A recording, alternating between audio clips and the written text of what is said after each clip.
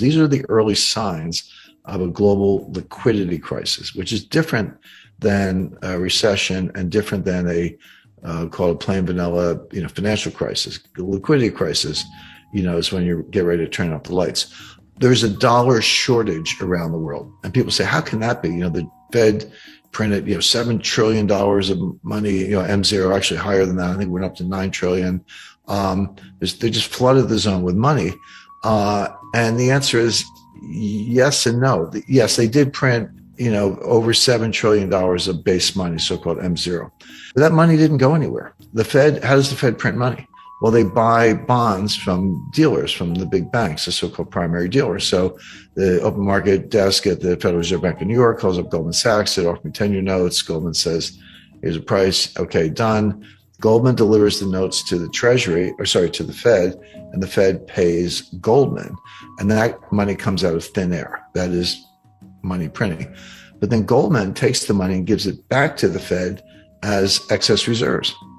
It doesn't go into the real economy. Nobody borrows it, nobody spends it, nobody lends it. All that happens is at the Fed, you're building up both sides of the balance sheet. You're building up the asset side with U.S. Treasury securities, and you're building up the liability side with deposits from the primary dealers in the form of excess reserves.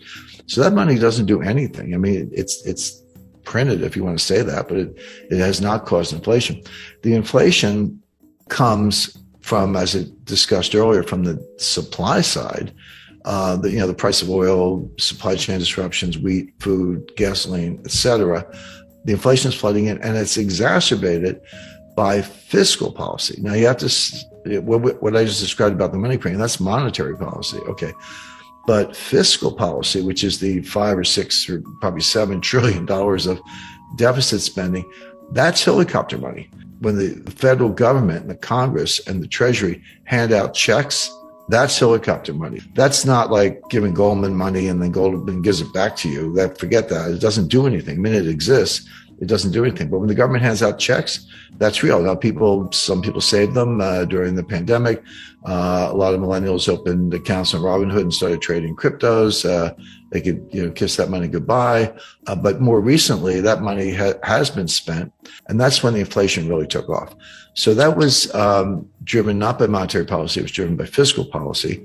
But getting back to the strong dollar, there's something else going on, which is the entire international monetary system is driven not by the Fed, but by Eurodollars, by money that banks lend to each other so that they can support their balance sheets and lend to customers or offer transactions to customers if they will. And the main transactions is approximately $1 quadrillion of derivatives, options, futures, forwards, swaps, swaptions, I could go on and on.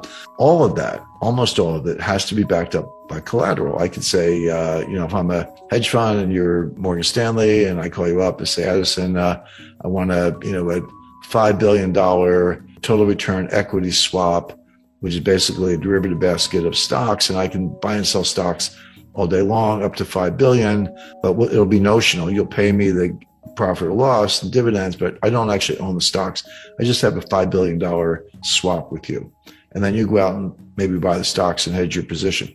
You'll do that for me if I'm a big enough hedge fund or sovereign wealth fund or institution or whatever, but you want collateral. I don't have to give you $5 billion worth of collateral. I just have to give you enough, a little bit of foundation and the mark-to-market losses. So if I lose money on that deal, I will give you that much collateral. So collateral is the key to the whole quadrillion-dollar structure I described. So what's good collateral? Well, it used to be a lot of things, but today banks are saying to each other, we don't want your corporates, we don't want your stupid mortgages. We want 2-year treasury notes, maybe with a haircut, or 6-month bills, 4-week bills, 30-day bills, the best, absolute best, most liquid form of collateral. Well, okay. First of all, there's a scarcity of that. There's a collateral shortage, and banks desperate to prop up their balance sheets are out saying, we're going to get some treasury bills. And they're bidding for them at prices that produce yields to maturity lower than what the Fed will give you for free. So if I'm a bank and I can call the Fed and the Fed will give me some treasury bills and I give them cash under an agreement to unwind that, and the interest rate on the cash is whatever, why would I go out in the market and bid on a treasury bill that pays me less than what the Fed will give me for a phone call? Why would you do that? The answer is you need the bill. In other words, you don't need an expanded balance sheet. You don't need more credit at the Fed. You need that bill to pledge as collateral on this quadrillion dollars of derivatives. And that's what's happening. So how do I get a bill if I'm Deutsche Bank or Credit Suisse or UBS or Unicredit or Barclays or anybody else? I need dollars. Because the bills are denominated in dollars. So if I want to buy them, I got to get some dollars. So there's this huge bid for dollars that can be used to buy the treasury securities, to pledge as collateral, to prop up the balance sheet. And that's what's going on behind the curtain. That's the plumbing. That's why the dollar is strong, even though everything about the U.S. economy is weak, meaning recession, long-term depression, deficits, trade deficits, political dysfunction, borderline civil war. It's all bad. But if I'm Deutsche Bank, I need those dollars to buy treasury bills to prop up my balance sheet. But if you can't get it, or you can't get it at a price, or the dollar gets too strong, et cetera, or the yields get negative, et cetera, what happens is, and this is happening, the banks are reducing their balance sheets. And it's just a matter of time, in my view, not guaranteed, but one could see a situation where suddenly some major player goes bankrupt. They can't meet a collateral call, or a bank gets in distress, or there's a run on the bank. Now we're back to 2008. This wouldn't look like 2020. This would look like 2008, except worse. Here, the supply side we kind of talked about. So energy shortages because of the Biden energy policy, empty shelves, supply chain breakdowns, bottlenecks at the Port of Los Angeles, not enough truck drivers, higher fuel prices get passed along. I mean, there's everything arrives by truck at the end of the day. It could come by boat or train, but it's somewhere in that delivery chain, those transportation channels, there's a truck, and they run on diesel. And when the price of diesel goes up, the price of everything in the truck goes up, because you got to factor the delivery costs into the cost at the counter. So that's kind of what's going on from the supply side. Demand side inflation, what's called demand pull inflation, is mostly psychological. Those consumers get it in their heads that prices are going up for whatever reason. Maybe they actually are going up and they extrapolate from that, or they have other reasons for believing that. And so what they do is they pull demand forward. And I lived through this in the 70s. This was what was happening in the 1970s. You want to buy a refrigerator or a car, or, a new suit or clothes or anything. And you go, you know what? I better go buy it now, right now, because it's going to be, if I wait 3 months or 6 months, it's going to be a lot more expensive. So you do, but what you're doing, you're pulling all that demand forward, and it feeds on itself. Prices are going up because there's more demand, possibly combined with supply shocks. And then when the prices go up, it validates the narrative. It's like, oh, see, I told you, prices went up, better go buy more. And it just feeds on itself. So, but they're very different. So the Fed, it's one thing to say the Fed can't do anything about the supply side inflation. The Fed can't do anything about it. The Fed doesn't drill for oil. They don't drive trucks. They don't pilot ships, and they don't work farm equipment. They can't do anything about it. They can do something about the demand side, which is destroying demand. So now we're in a situation, by the way, we're not all the way to demand pull inflation yet. In the 70s, it also started on the supply side with the Arab oil embargo in 1973. Then there was a second embargo in 1979 from the Iranians. So those supply shocks did tip over into the demand side, and then it just has a life of its own. We're not at that point yet. We're getting dangerously close. We definitely have it from the supply side. It hasn't yet affected the consumer side of it. In fact, consumers are pulling in their horns. I mean, they say the cure for higher oil prices is higher oil prices. In other words, if the price goes up, people will drive less.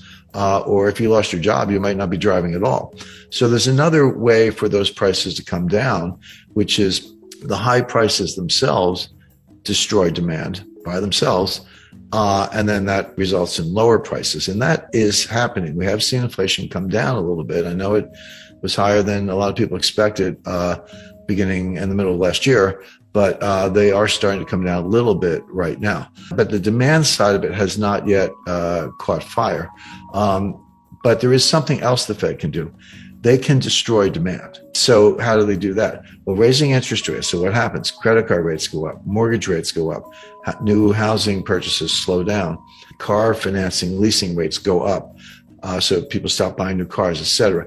If you do that enough, you can destroy demand, but it's at a very high cost, because what are you doing? You're putting the economy in a recession. So can the Fed deal with supply side inflation? The answer is yes, by destroying demand and putting the economy in a really severe recession.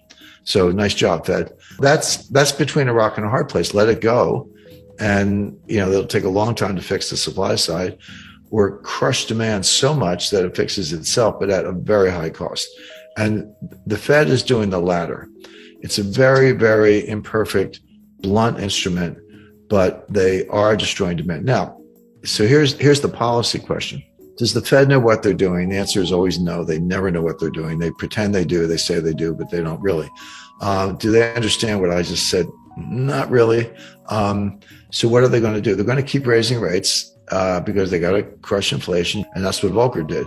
Leave aside whether that was really the problem, but that's what he did. So Powell is going to keep raising rates, and they may raise them 75 basis points in September, again in November, again in December, into 2023. And you're like, wait a second, Jim, you said we're in a recession and unemployment is going to start to go up and there's demand destruction because of higher interest rates. And that may result in declines in housing prices. The inflation may cool off. So why is the Fed raising rates into weakness? And the answer is because they don't get it. They're always the last to know. And they're very political. Don't let anyone tell you the Fed's not political. So here we have the situation where the inflation is coming from the supply side. Fed can't do much about it. They can destroy demand, but that'll throw us into a recession. So why are you raising rates into what may be both a coming recession and a global liquidity crisis, which we just talked about? The answer is that's crazy. You shouldn't do it, but it's the Fed and they probably will.